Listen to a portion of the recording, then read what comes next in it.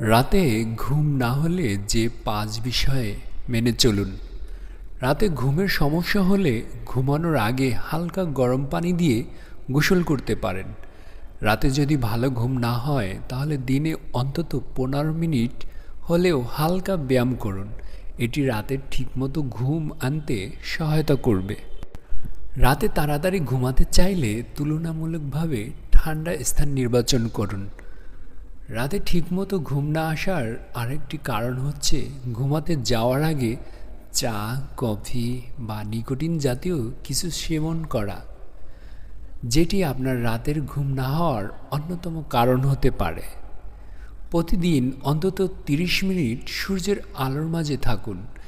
এটি আপনার মস্তিষ্ক দিন ও রাতের মধ্যে পার্থক্য বোঝাতে সাহায্য করবে। আপনার মস্তিষ্ক দিন ও রাতের মধ্যে পার্থক্য ঠিকমতো